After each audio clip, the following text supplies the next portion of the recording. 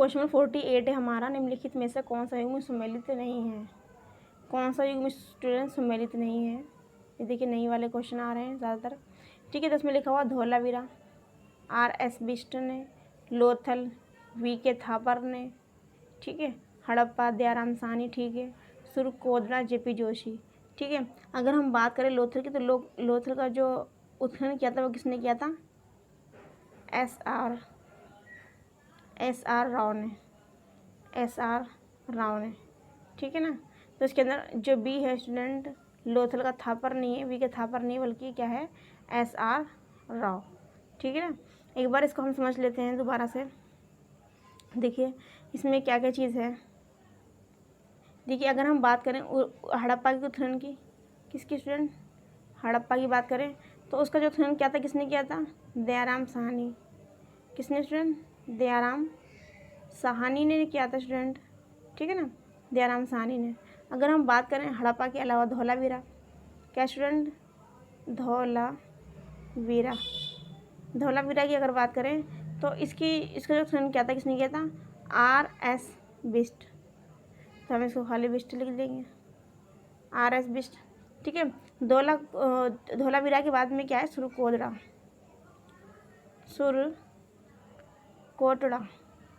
सुरकोटड़ा की अगर हम बात करें तो किसने इसका उत्खनन किया था? J.P. जोशी। किसने स्टूडेंट? J.P. जोशी ने। ठीक है, इसके बाद अगर हम लोथल की बात करें, जो कि हमारा आंसर पूछा गया इसमें लोथल की पूछा गया था, तो इसका जो उत्खनन करता है वो कौन है? लोथल की बात करें हम, लोथल, तो इसका राइट आंसर क्या है स्टूडेंट? इसका S.R.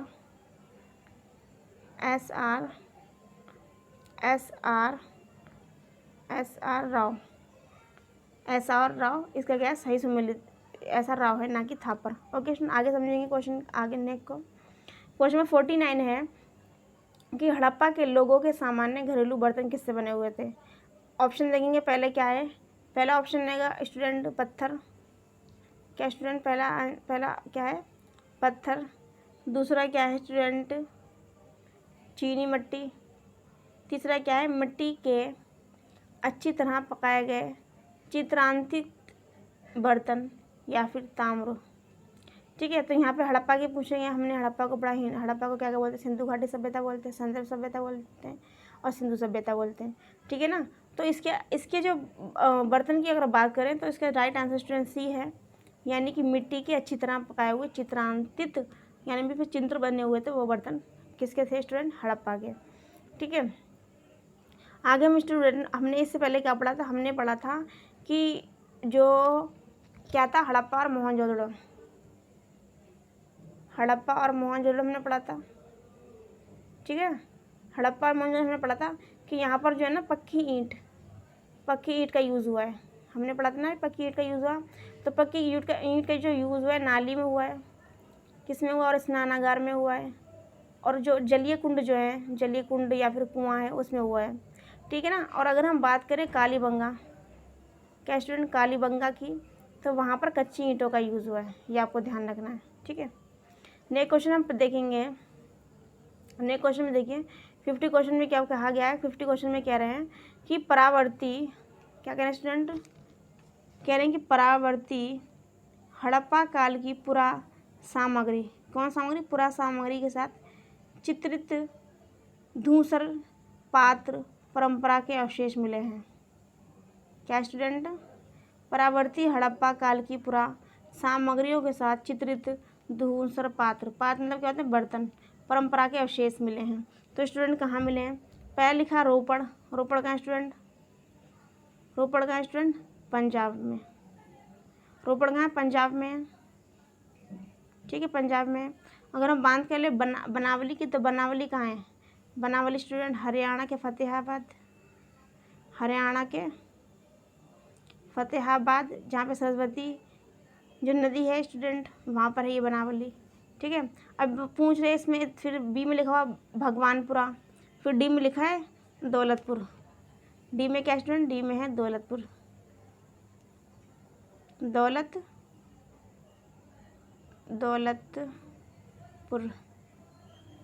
ठीक है, दौलतपुर। ठीक है स्टूडेंट। तो इसका राइट आंसर स्टूडेंट क्या है, राइट आंसर इसका भगवानपुरा।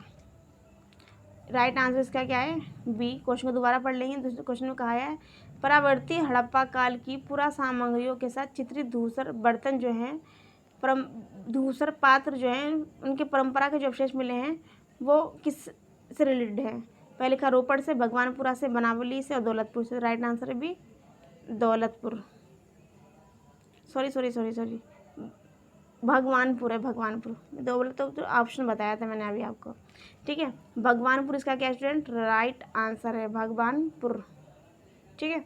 भगवानपुर क्या इसका राइट आंसर है, ठीक है। अब एक बार हम इसके एक्सप्लेनेशन को समझ लेते हैं। देखिए एक्सप्लेनेशन में क्या लिखा हुआ है। एक्सप्लेनेशन में लिखा हुआ है कि भारत स्थित पंजाब, ठीक है, हरियाणा, उत्तर प्रदेश, जम्मू कश्मीर कई ऐसी परवर्ती हड़प्पा स्थलों की खुदाई हुई है। उत्तरी और पूर्वी क्षेत्र में परावर्ती हड़प्पा स्थलों में जो चित्रित हड़प्पाई मृद भांड में बर्तन जो यूज़ में होते हैं, खाने के बर्तन जिसके अंदर खाना रखा के खाया जाता है, उनमें आकृतियाँ अपेक्षाकृत सरल थी। आकृतियाँ कैसी सरल थी। हालांकि कुछ नए पात्र जो थे वो भी मिले थे, नए तरह के बर्तन मिले थे। कुछ उत्तर हड़प्पा पात्र थे, कुछ कैसे थे, उत्तर हड़प्पा मिले पात्र जो थे भगवानपुरा से चित्रित धूसर मृदभांड अर्थात प्रोटेग्रेवेयर अवशेषों में सम्मिलित पाए गए, ठीक है। यानी कि धूसर मृदभांड है, उसका जो दूसरा नाम है वो क्या नाम है, वो नाम है पेटेंट ग्रेवेयर। पेटेंट ग्रेवेयर जो है किसका नाम है, धूसर मृदभांड का, जो चित्रित धूसर है, चित्रित धूसर मृदभांड जो है स्टूडेंट, उनको क्या कहा गया है। देखिए एक बार मैं कलर कर देती हूँ आपको। जो चित्रित और धूसर जो मृदभांड है, जो बर्तन है स्टूडेंट, उनको कहा गया पेटेंट ग्रेवेयर कहा गया। नेक्स्ट क्वेश्चन में समझेंगे स्टूडेंट हम। इसमें एक चीज़ और फैक्ट समझ लेंगे कि आलमगीरपुर मैंने पढ़ा था मेरठ मंडल के अंदर है, ठीक है ना। और ये सिंधु घाटी की सभ्यता का पश्चिमी एरिया है, ठीक है। तो लिखा आलमगीर में उत्तर हड़प्पाई लोग संबत कपास उगाते थे। आलमगीरपुर में उत्तर हड़प्पाई लोग संबत कपास भी उपजाते थे, ठीक है। आगे नेक्स्ट क्वेश्चन को हम देखेंगे। नेक्स्ट क्वेश्चन में हमारा क्या है, नेक्स्ट क्वेश्चन में समझेंगे स्टूडेंट। इसमें भी हमें क्या करना है, सुमेलित करना है। क्या करना है स्टूडेंट, सुमेलित करना है। देखिए हम इसको क्या समझेंगे। इसमें क्या कहा गया है, इसमें बताया गया है सुमेलित करने के लिए। देखिए इसको, गार्डन विदेशी आक्रमण, ऑरेल स्टेन जलवायुगत परिवर्तन, डेलेस भौगोलिक घटना, वी एन मिश्र भूगर्भीय स्थलीय परिवर्तन, ठीक है ना। तो इसके अंदर पूछा है कौन सुमेलित है, कौन सा जो है सही सुमेलित है। तो इसमें जो है लिखा हुआ है इसका राइट आंसर डी इसका राइट आंसर है। कैसे राइट आंसर है, जो बच्चों स्टूडेंट इसमें तो ABCD नहीं लिखा हुआ है, फर्स्ट सेकंड थर्ड लिखा हुआ है, first second third and fourth, यानी कि जो ये लिखा हुआ बिल्कुल सामने जो है वो ठीक है बिल्कुल, यानी इसका डी आंसर क्या है, ठीक है एकदम, ठीक है। आगे नेक्स्ट क्वेश्चन में चलेंगे। नेक्स्ट क्वेश्चन में सिंधु सभ्यता के लोग किस देवता की पूजा करते थे। सिंधु सभ्यता के लोग किस देवता की पूजा किया करते थे। तो किस देवता की पूजा करते थे स्टूडेंट, पशुपति की, कृष्ण की, वरुण की या फिर विष्णु की। तो स्टूडेंट इसका राइट आंसर पशुपति। सिंधु सभ्यता के जो लोग थे, हड़प्पा सभ्यता के जो लोग थे, सिंधु घाटी सभ्यता के जो लोग थे वो क्या करते, पशुपति की पूजा किया करते थे, ठीक है स्टूडेंट। आगे हम समझेंगे इसके फैक्ट को। सैंधव सभ्यता में माता देवी की पूजा होती थी। यहाँ पे सबसे ज़्यादा जो मूर्तियाँ थी वो नारी की मृग मूर्तियाँ प्राप्त हुई। सैंधव सभ्यता में पूजा प्रचलित थी, ठीक है। आगे देखिए इसमें लिखा हुआ है, समझेंगे इसके फैक्ट को। एक का छोटा कर लेती हूँ। देखिए क्या कहा है इसमें, हड़प्पा से प्राप्त आयतकार मोहर स्त्री के गर्भ से निकलता हुआ पौधा दिखाई दिया है। मोहनजोदड़ो से प्राप्त एक मोहर दिखाई दी, इसमें त्रिमुखी पुरुष बना हुआ है, मैंने आपको पहले पढ़ाया हुआ था, जो एक सिंहासन में बैठा हुआ योग मुद्रा में, ठीक है ना। उसके दाहिनी तरफ एक हाथी है और एक बाघ है और एक गैंडा और एक भैंसा। इसका क्रम पूछा गया था, मैंने याद करवाया था, ट्रिक से याद करवाया था कि पावरफुल कौन है, मैंने ट्रिक वाइज यूज़ करवाया, आपको लर्न करवाया था, ठीक है। तो यहाँ पे मोहनजोदड़ो में क्या क्या चीज़ें वो बताएगी, ठीक है। आगे नेक्स्ट क्वेश्चन पढ़ेंगे, जो ज़्यादा इंपॉर्टेंट होगा मैं उसको काफ़ी बार रिवाइज करवाऊंगी, जो ज़्यादा इंपॉर्टेंट नहीं होगा मैं उस क्वेश्चन को थोड़ा सा ऐसे ही मतलब आपको लर्न करवा के चलूँगी, ठीक है। क्वेश्चन 53 में पूछा गया है कि सिंधु घाटी सभ्यता में लोग पूजा करते थे। तो सिंधु घाटी सभ्यता में लोग पूजा करते थे, ऑप्शन देखेंगे स्टूडेंट। पहला जो ऑप्शन है स्टूडेंट पशुपति। यही क्वेश्चन को पहले ऊपर कर देती मैं। देखिए पहला क्या लिखा हुआ है, सिंधु घाटी सभ्यता में लोग पूजा करते थे। किसकी पूजा करते थे? अभी हमने पढ़ा था पशुपति। क्या पढ़ा हमने स्टूडेंट? पशुपति पढ़ा। उसके बाद में ऑप्शन में दिया हुआ है बी में इंद्र दिया हुआ है, ठीक है। और अगर हम बात करें सी की, तो सी में जो आंसर स्टूडेंट वो है ब्रहा। क्या स्टूडेंट? ब्रहा। और डी में स्टूडेंट जो आंसर है वो है विष्णु। क्या है? विष्णु। तो अभी हम आपको अगर बताएं तो हमने क्या पढ़ा था? अभी हमने क्या पढ़ा था? पशुपति, ठीक है। तो पशुपति इसका क्या है? Right answer. बाकी इंद्र, ब्रहा और विष्णु इसके आंसर नहीं है। क्वेश्चन नंबर नेक्स्ट पे चलेंगे। क्वेश्चन नंबर नेक्स्ट में देखेंगे, नेक्स्ट में देखते हैं क्वेश्चन नंबर नेक्स्ट में क्या पूछा हुआ है। नेक्स्ट देखेंगे स्वास्तिक प्रतीक। क्या स्टूडेंट? यह पूछा हुआ है स्वास्तिक प्रतीक का उदय किस काल में? स्वास्तिक प्रतीक पता कैसे बनता है? स्वास्तिक प्रतीक कैसे बनता है? हाँ ऐसे ही, ऐसे करके शायद ये स्वास्तिक प्रतीक, कोई बिंदु लगाते कोई नहीं लगाते, ये स्वास्तिक प्रतीक होता है। तो कह रहा है कि स्वास्तिक प्रतीक का उदय जो हुआ था वो किस काल में हुआ था? तो ये सिंधु काल में हुआ था, या फिर वैदिक काल में हुआ था, या फिर संगम काल में हुआ था, या यूपी में से कोई नहीं। तो देखिए ज़रूरी नहीं कि सिंधु काल भी हो जाए, इसके बाद में सिंधु घाटी सभ्यता भी आ सकता है, हड़प्पा काल भी आ सकता है, तो आपको कन्फ्यूज़ नहीं होता। इसका राइट आंसर स्टूडेंट है वो सिंधु काल, या फिर सिंधु घाटी सभ्यता, या फिर हड़प्पा सभ्यता। स्वास्तिक चिन्ह कहाँ से मिला था? सिंधु काल से। मोहनजोदड़ो से प्राप्त मोहरें और चित्रकारियों और मृदु भांडों पर स्वास्तिक के जो स्वास्तिक चिन्ह था उसके प्रमाण मिले हैं। यह हिंदुओं, जैन और बौद्धों में समान रूप से पवित्र प्रतीक माना जाता है, जो कि सूर्य की पूजा संबंधित है। जो स्वास्तिक चिन्ह स्टूडेंट किससे संबंधित है? सूर्य की पूजा से, ठीक है।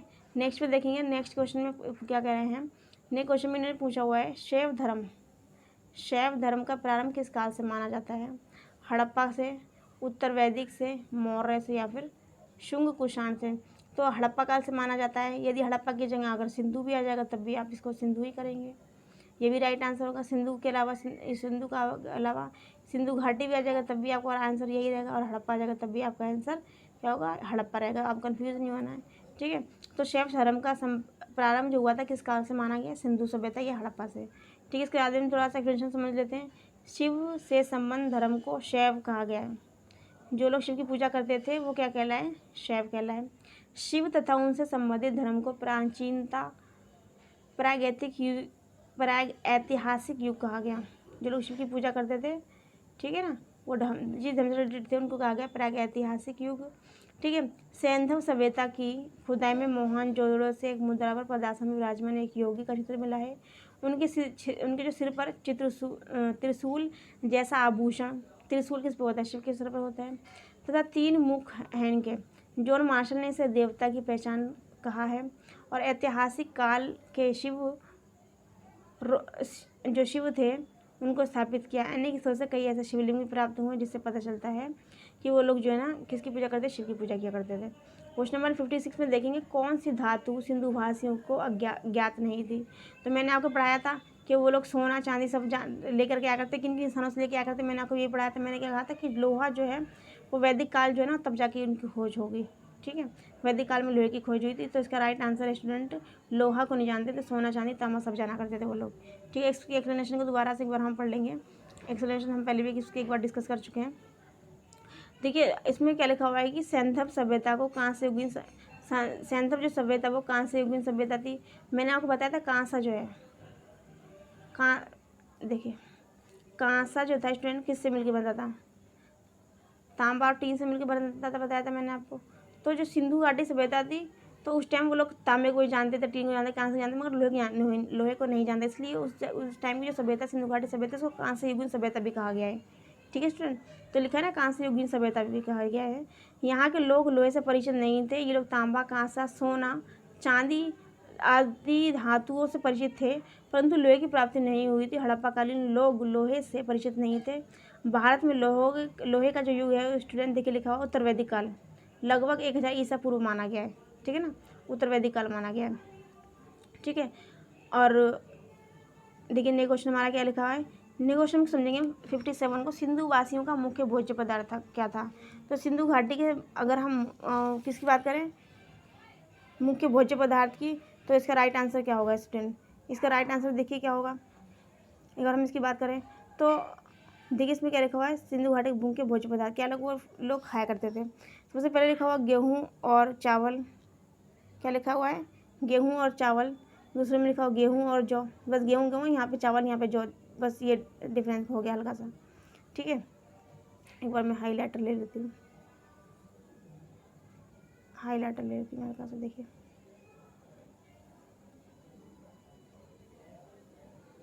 गेहूँ और चावल रुक जाइए हल्का सा। देखिए गेहूँ और चावल लिखा हुआ है, गेहूँ और जौ लिखा हुआ है, चावल और जौ लिखा हुआ, फिर में से कोई नहीं। तो गेहूँ और जौ सिंधुवासियों के टाइम में सबसे ज़्यादा हुआ करता था। ठीक है, पहले ज़माने में अगर हम अपनी मम्मी पापा से बात करें तो हमारी मम्मी बताते हैं कि इस टाइम में, जैसे कि आज के 21वीं सदी की अगर बात करें तो आज के टाइम में गेहूँ ज़्यादा होता है, मक्का कम होती है। ठीक है, जो मोटे अनाज होते हैं वो कम होते हैं, क्योंकि पहले ज़माने में क्या होता है, मोटा अनाज होता है, जैसे गेहूँ हो गया, जौ हो गया, उसकी मात्रा ज़्यादा थी और वही लोग खाया करते थे। ठीक है ना, उस टाइम गेहूँ जो है जल्दी मिला भी नहीं करता था, तो ज़्यादातर जौ लोग खाया करते थे। तो गेहूँ और जौ जो है सिंधुवासियों का मुख्य भोज्य पदार्थ है। ऐसे हम ट्रिक वाइज ये लर्न कर लेंगे।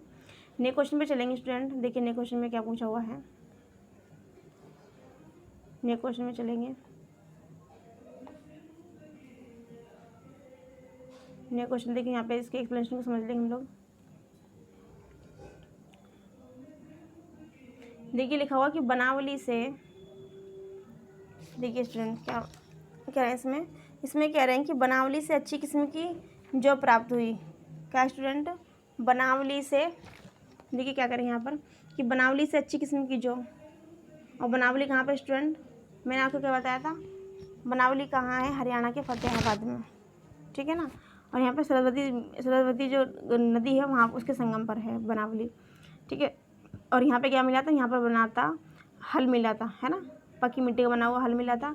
लोथल अगर बात करें, लोथल कहाँ पे, लोथल है स्टूडेंट गुजरात में, और ये एक बंदरगाह भी है। ठीक है, लोथल कहाँ पे स्टूडेंट, अहमदाबाद में स्थित है। तो लोथल से स्टूडेंट अगर हम बात करें, लोथल से क्या मिला था, आटा मिला था। ठीक है ना, आटा पीसने की चक्की के 2 पार्ट मिले थे, लोथल से। सिंधु घाटी सभ्यता के मिट्टी के बर्तन मिले, तथा मोहरों पर क्या मिला, मिट्टी के बर्तन, मोहरों पर अनेक पेड़ पौधों का अंकन मिलता है। इसमें पीपल, खजूर, नींबू, केला आदि प्रमुख, यानी उस टाइम पर जो जो फल चला करते थे उनको क्या मिला, साक्ष्य मिला। ठीक है, नेक्स्ट क्वेश्चन समझेंगे।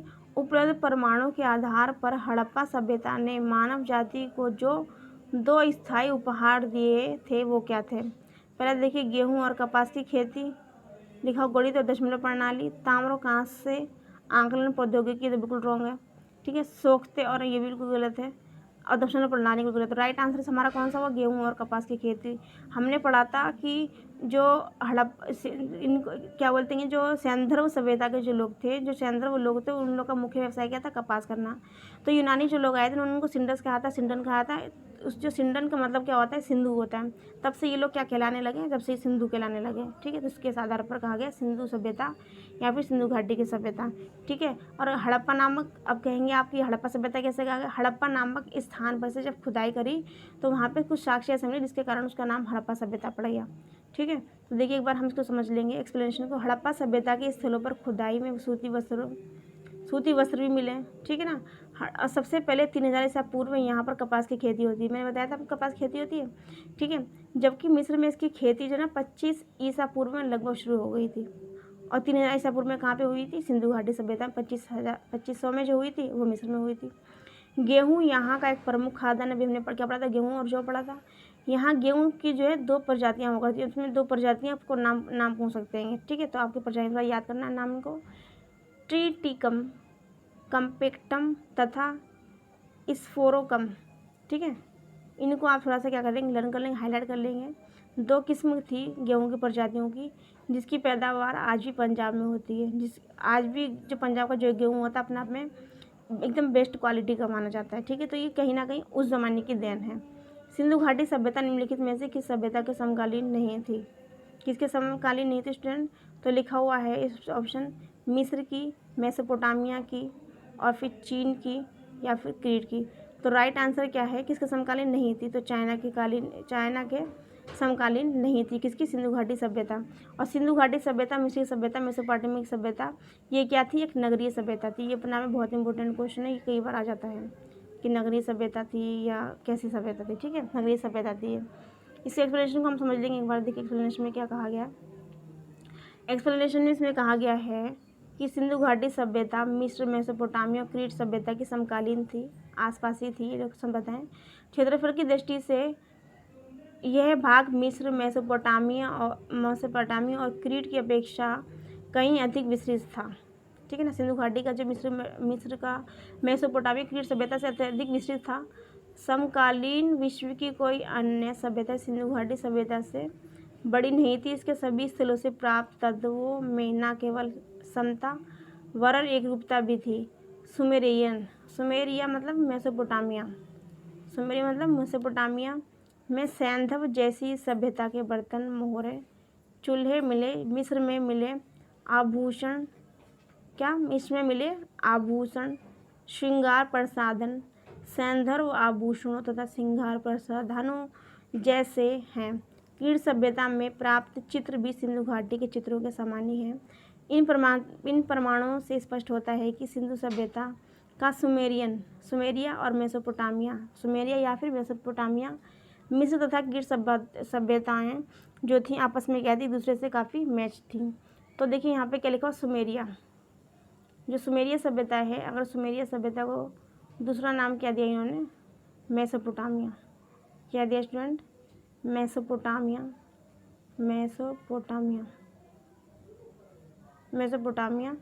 की सभ्यता। ठीक है ना, तो आपको इसमें कन्फ्यूज नहीं होना।